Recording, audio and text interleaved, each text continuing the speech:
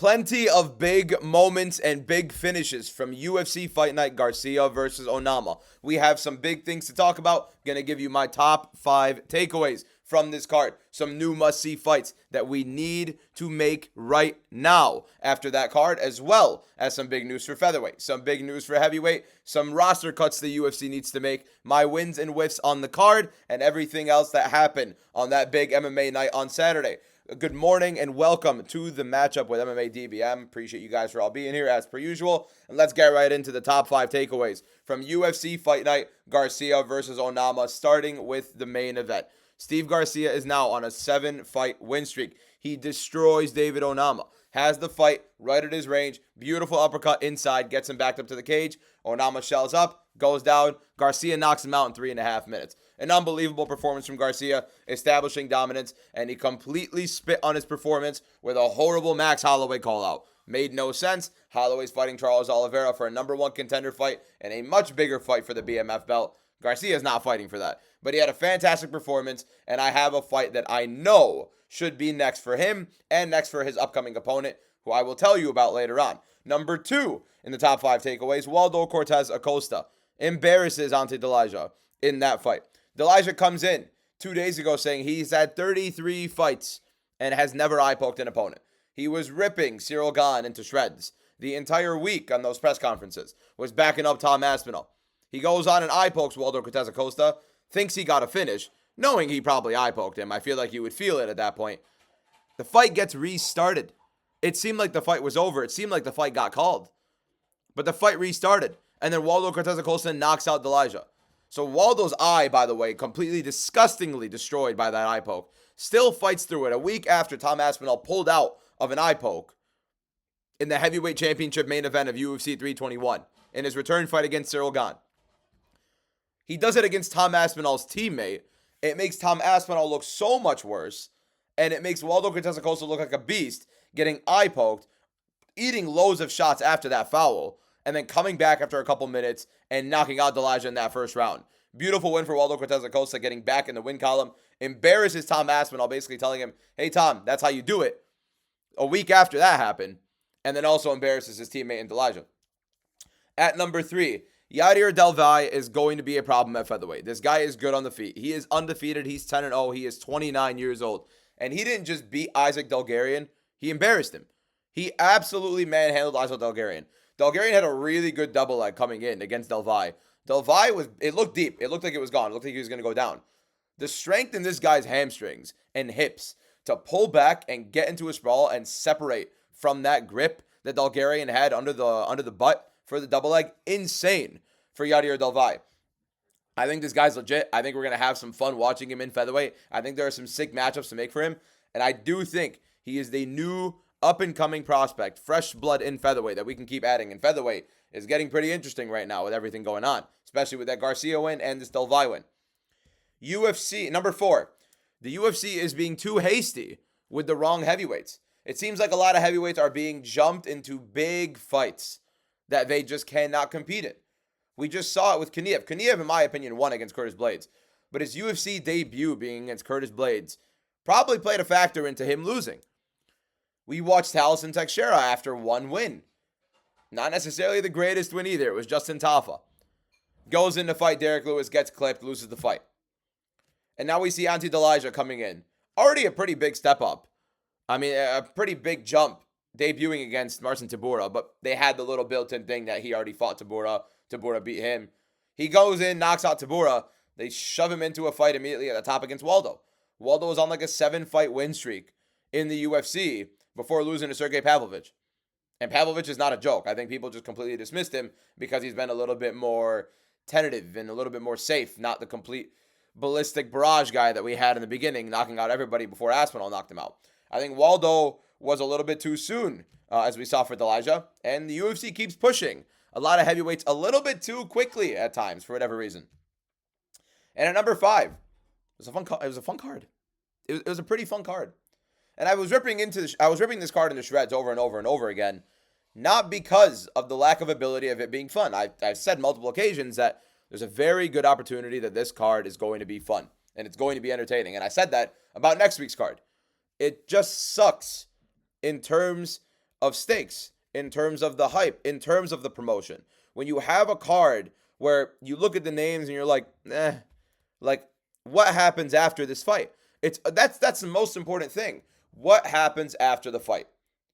And we don't get that with a lot of these UFC fight nights, especially with this Apex card.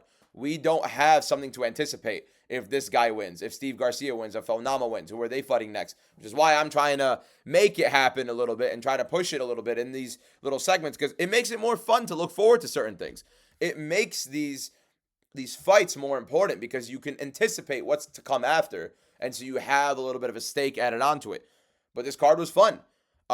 Once we got past every prelim until the featured one, Elikana, really good submission overall. Then you go on to the main card. I believe every fight except the Wells fight was a finish. It was a very, very entertaining main card overall, especially finishing off with what we had happen in the co-main event. It was a very weird, random scenario, and then you end up having Waldo still come back after that eye poke and knock him out immediately in that same round when we all thought Delija won by knockout. And then you go to the main event where Garcia just absolutely walks through David Onama. We're going to have a lot of fun coming out of that featherweight division, and I think heavyweight's in a very interesting spot. We'll talk about that later, but it was a pretty fun card, especially with the main card, once you got past most of those prelims. Yeah, I think that those top five, I feel like it's very important to always go through that because it gives you something to look forward to on these cards. It gives you something to talk about coming off of them. Instead of going through the whole full card recap, why do we want to talk about what happened with Alan Carr and Carnelossi? The fight sucked. No one really wants to hear about it. Same thing with Phil Rowe. I will be talking about Phil Rowe in this one because you have to talk about an egregiously horrible performance from a guy. But before we get into those things, some new must-see fights that we have coming off of UFC Fight Night Onama versus Garcia. And I have two of them. There are two fights that I need to see right now. From the co-main event, Waldo Cortez Acosta just beat Ante Delija in that knockout. Fantastic comeback. Give him Curtis Blades. Curtis Blades coming off of a win against Kuniev. He flew all the way to Azerbaijan. I believe it was Azerbaijan, if I'm not wrong. Good win for Curtis Blades in that fight. Although I thought he lost, still a good performance overall from him. I think him versus Waldo is a good fight. I think it's actually a pretty good fight for Blades to win. I think Blades could actually wrestle in that as well.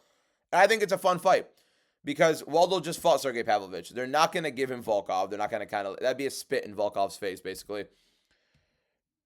Jonathan Almeida just lost. I feel like Waldo deserves a better fight. Unless they're going to do Waldo versus him, then what do you do with Walter Walker? I mean, Walter Walker, I think, should be jumped up high, but UFC keeps screwing him with matchmaking. I think Waldo versus Blades makes the most sense in terms of moving on from heavyweight. You have two guys coming off of wins. Maybe that's the next guy up. But Waldo likes to be active. I don't know what's going to happen with his eye and how long that takes, but you need to rebook Aspinall gone. Volkov's going to be sitting there on the shelf. Pavlovich is there on the shelf. What exactly are we doing?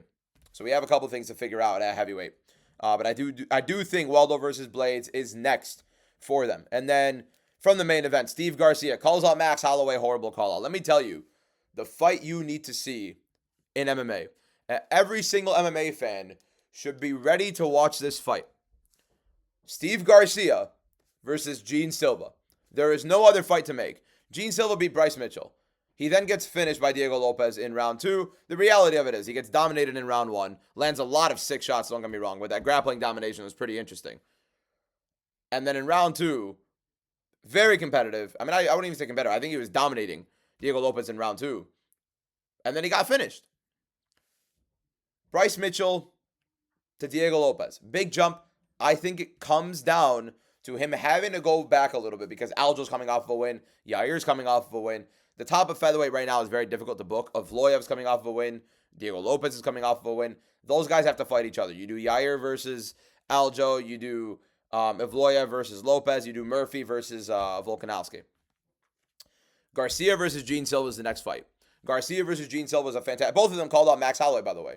Horrible call out from both of them. Neither of them are going to get the Max Holloway fight. Completely dense. It's time for them to both fight each other. That's one of the more entertaining fights in my opinion, MMA history.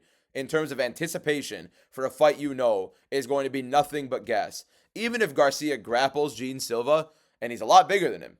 One, you get to see how Gene Silva deals with the size now. I mean, he dealt with Diego Lopez, and Diego Lopez was big. And he was landing at free will. Garcia is not as durable as Diego Lopez. And Garcia, in my opinion, is a better striker than Diego Lopez. He's a little bit harder to deal with on the feet, but he's not as good of a grappler. But he's not a horrible grappler either, and he does have a size advantage over Gene Silva. That's the fight to make. 7-fight win streak, Steve Garcia. deserves, honestly, the opportunity Gene Silva had, but Silva's had moment after moment after moment. And he's a fighting nerd, so he got that privilege push. Give me Gene Silva versus Steve Garcia, one of the most entertaining fights we are ever going to see as MMA fans, and I see no reason as to why the UFC would stray away from it. I feel like both guys are relatively ready. Gene Silva wanted to fight in December despite the damage he took against Diego Lopez. I don't know why we wouldn't book that. I don't know why we wouldn't do Gene Silva versus Steve Garcia to open the January pay-per-view, or in February even. Or maybe Rufy is fighting on the Australia card in February. Why don't you do two fighting nerds on that card? You do Rufy versus Salkill to open the main card. You do Gene Silva versus Steve Garcia next fight. It's cinema. It's cinema. What more do you want out of these fights? I think those are the two fights we have to see after UFC Fight Night Garcia versus Onama. Now some roster cuts. Some fighters that need to be cut. I have 4. Starting off with probably the more controversial one of them is Phil Rowe. He did come off of a win against Angelusa, but his wins in the UFC are Angelusa, Jason Witt, and Orion Kosi. The Kosi fight wasn't really that impressive. The Jason Witt fight, it's Jason Witt.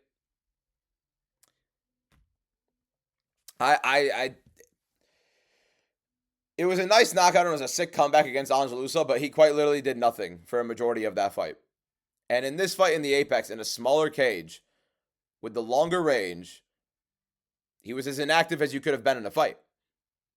I understand being worried about a takedown, but getting in the guy's face and starting to move forward just a little bit, he was hesitant to even take a forward step. Like, he stood his ground, but anytime Cole gave him an opportunity to move forward, he froze. And he froze that entire fight.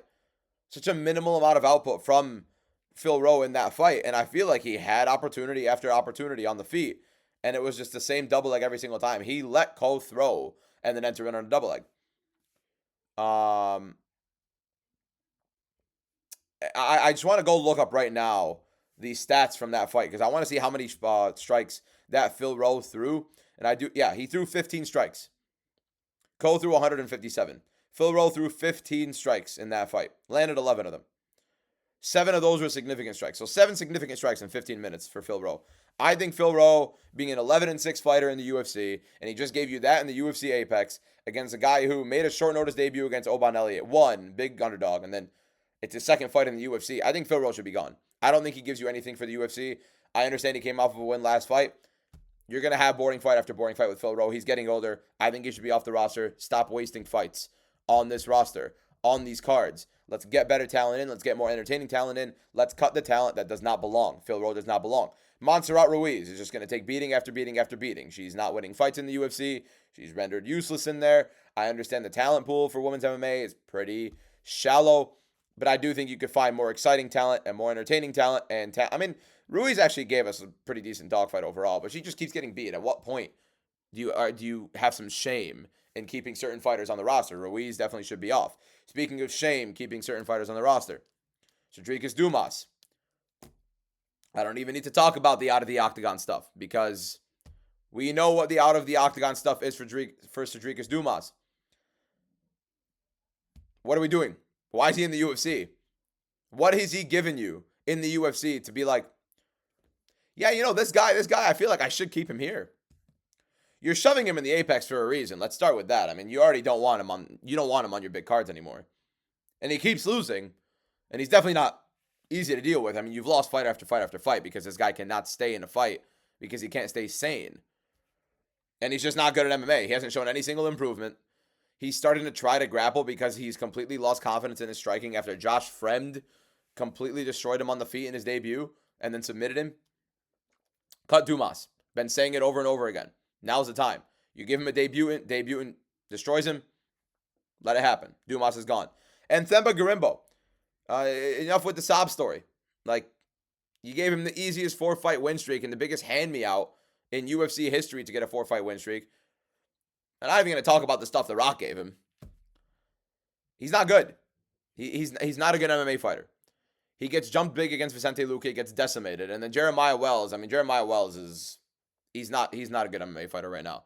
At 40 years old, relatively lackluster. It was a pretty dead fight for the most part, and I don't think Garimbo showed me anything to stay in the UFC.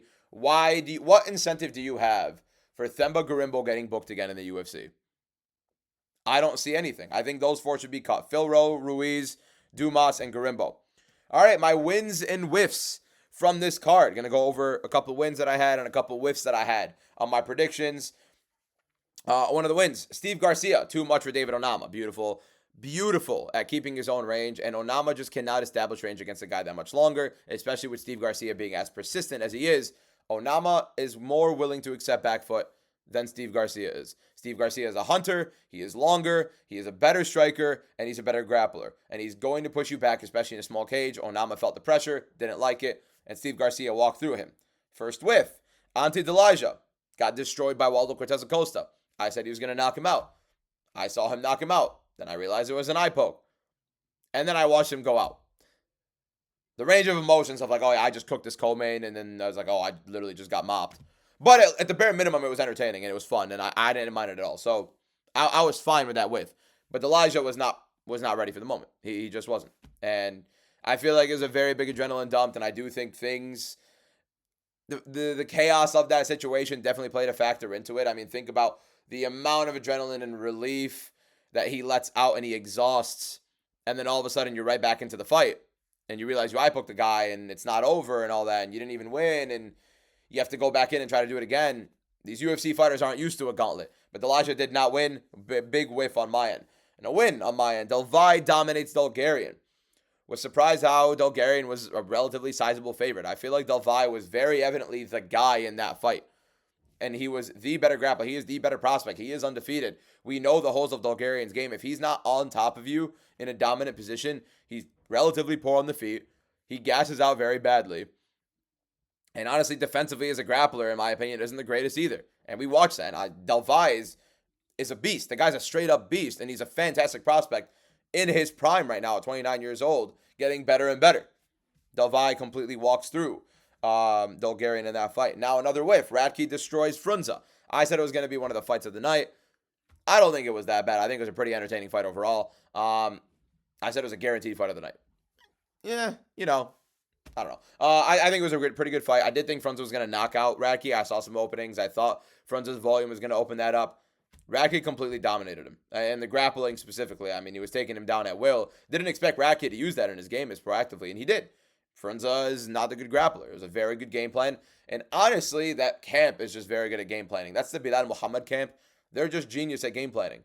They have fighters who are not necessarily athletically the greatest. They have fighters who are not the most talented. But they have tools. They capitalize on those tools and maximize it against their opponent. That is a camp that watches tape. And Radke and his camp watch tape and they execute. They did that against Gilbert Urbina. Gilbert Urbina's biggest weakness was a left hook. Radke's biggest strength, left hook. They made sure to capitalize on that, and they did. And he knocked out Urbina with the left hook. Did the same thing here by grappling and absolutely demolishing Frunza and submitting him in the third round. A win. Nascimento beats Durden. Alan Nascimento looked better overall than Cody Durden. Durden started off a little bit faster. He's a little bit aggressive early. Tries to establish himself early so he can get a little bit of confidence going into the fight. And Nascimento just landed better shot after better shot, in my opinion. Was very tentative with his hands. Wasn't letting go as much.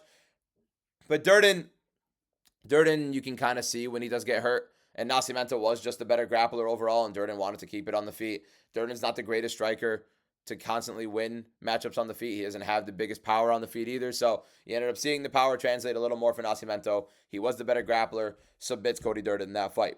Another whiff, Phil Rowe. He was flat out awful. Talked about Phil Rowe should have been cut. He stood there and froze for 15 minutes. He threw 7 significant strikes in that fight. I think it's well enough to cut somebody after that. And I thought he was going to beat Cole. I thought he had every advantage he needed. And he did. It's just mentally, he didn't. He did not give the output out there. His corner didn't do enough to get him to start going. Maybe you can't do enough as a corner. Maybe the fighter is done at that point. Maybe he is on a mental block the moment he gets taken down. I don't know. I thought Phil Rowe was going to win. It couldn't have been more wrong. Biggest whiff on the night, in my opinion. And then another win. Cedric Dumas not being close to UFC level. I said that Johnson was going to walk through him. Johnson walked through him. Dumas started taking him down a little bit early. Johnson was clearly the better grappler. I just don't know why the UFC keeps him in there.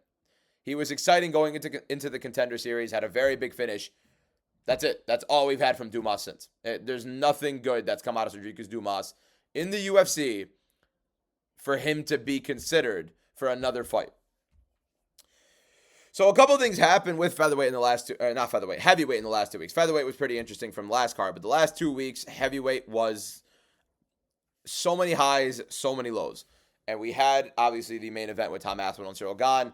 We had the co-main event, not co-main event. We had the number one contenders fight with Alexander Volkov and Jailton Almeida.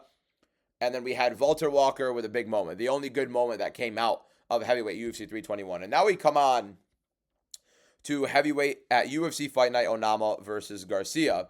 And random, crazy situation. Another eye poke in heavyweight. And we have a flipped result where the guy gets a TKO win, but he eye poked him, gets reversed, and now Waldo gets the win. Elijah goes from a TKO win to a knockout loss immediately. And now you have Waldo Cortez Acosta losing to Pavlovich, coming back in the win column. In the heavyweight right now, you're going to be rebooking the main event between Aspinall, or the title fight between Aspinall and Cyril Gane. You're going to be having Alexander Volkov probably waiting for the next title shot. You have Jailton Almeida coming off of a loss. You have Curtis Blades coming off of a win. You have Waldo Cortez Acosta coming off of a win. And you have Sergey Pavlovich coming off of a win, and he beat Waldo Cortez Acosta. I said Waldo versus Blades is next, but what else are you going to be booking at heavyweight right now? Is Walter Walker going to get a gigantic jump, and they're going to do that again at heavyweight? Is Volkov going to take another fight, and maybe you do Waldo versus Volkov? Or maybe you do Waldo versus Curtis Blades too. I feel like that makes a little bit more sense. We haven't seen Curtis Blades versus Cyril Gane. I feel like that's a good one. If Cyril Gane beats Tom Aspinall, I feel like Volkov versus Gane 3 is a good fight in terms of, okay, like, Gane clearly beat him the first time. Even though Gane got the second win, we all know Volkov won that second fight. It was a horrible robbery. And then you also have Curtis Blades versus Gane is a very interesting fight to have as well. So I think those are options if Gane wins. And then you have Jailton Almeida, Walter Walker. Those are the interesting ones that I've listed. But you have so many guys coming off of wins at the top now. You have to start booking them against each other. It's similar to featherweight because featherweight has Movsar Evloev, Diego Lopez, Lerone Murphy, now Steve Garcia on a 7-fight win streak, but Aljamain Sterling and Yair Rodriguez all on wins, all hogging the top of the rankings. Heavyweight and featherweight are pretty similarly dealing with a big issue. And I think the right way to book it, let's try to book heavyweight. This is how we book heavyweight here. I don't think you should let Volkov wait because you have to have this fight between Gane and Aspinall happen, and it doesn't seem like it's going to be happening too soon. I don't think you should have Volkov sit there and be guaranteed a title fight off of a fight he didn't win. Yes, he got screwed against Gane. Yes, it should have been his title fight against Aspinall. At some point, though, you can't just reward because you feel bad. You can't just reward because of something that happened before. You have something that happened now. You know he shouldn't have won that fight. You know he didn't earn a title fight. And now you have a situation where you're going to be waiting and waiting and waiting. You have Volkov and you have Waldo. I think Volkov and Blades makes more sense. Volkov and Blades, you make those two fight each other. You could even put it on the Aspinall Gane card, the rematch card. Do that as a number one contender fight, Volkov versus Blades. Jailton Almeida should fight down. I think we still do Jailton Almeida versus Walter Walker. The problem is you have Waldo Cortez Acosta and you have Sergey Pavlovich. Maybe you do Pavlovich versus Jailton Almeida, but then... Well, Pavlovich did lose to Volkov. Almeida lost to Volkov, even though Almeida should have won. I think you do Almeida versus Pavlovich. I think that'll get a good fight out of Pavlovich. Either Pavlovich gets destroyed on the mat or Almeida's going to get knocked out. I actually don't see that going to a decision. I don't see that being boring. I mean, maybe Jailton gets on top of him and we have another wet blanket situation, but I think Jailton versus Pavlovich is next. I'm going to scrap that Walter Walker fight. Maybe you do another like mid-ranked fighter for Walter Walker. Maybe that's who you give him. Maybe you do Tabora versus Walter Walker or something. I don't know. Or maybe you do Delaja versus Walter Walker. That's actually not bad. Onto Delaja versus Walter Walker. I think that's pretty interesting. As for Waldo Cortez Acosta, I don't know. I feel like, oh man, heavyweight's interesting, isn't it? I'm trying to think of what we could do at heavyweight, but we have a couple situations, and honestly, the way the UFC ends up booking these is it comes down to time, and a lot of these matchups look like they suck. Maybe we end up finding out Waldo needs a little bit more time, but he says he's ready. We have to see how long Aspinall's going to take and how long this layoff is going to be for. And again, a lot of it actually just depends on who wins between Aspinall and Gane. But I think there are a couple ways to book heavyweight. Just every time I do, I have a fighter left out that I'm thinking, how do I justify him not getting a fight, and how do you book him against anybody else other than the top guys? And right now I just did that with Waldo. I don't know. I think there are a couple things we could do with heavyweight, but we're definitely missing. I think they definitely missed out big time with Aspinall and Gane having that rematch and the whole eye poke situation. I feel like it's more infuriating after what they just saw in the co-main event. Yeah, that's really it for the for Onama versus Garcia recap. I want to talk about the UFC 322 card.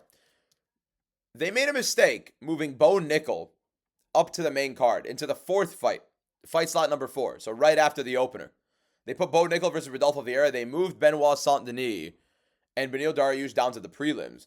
Pratas versus Edwards as the opener.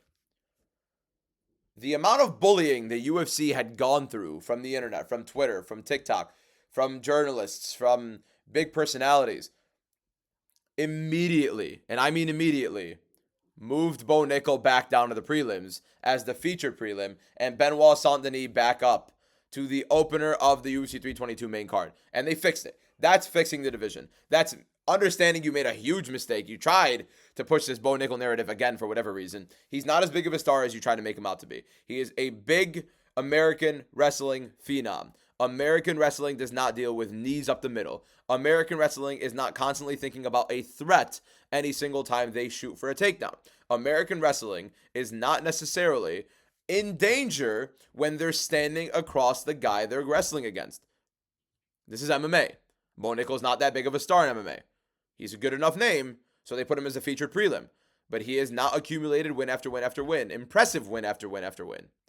For you to put him above Benoit Saint-Denis. Benoit Saint-Denis is a more entertaining fighter than Bo Nickel. He's one of the more electric fighters in the UFC today. And it's a sick matchup between him and Beneil Dariush, especially when you play this MMA math game between their Moicano fights.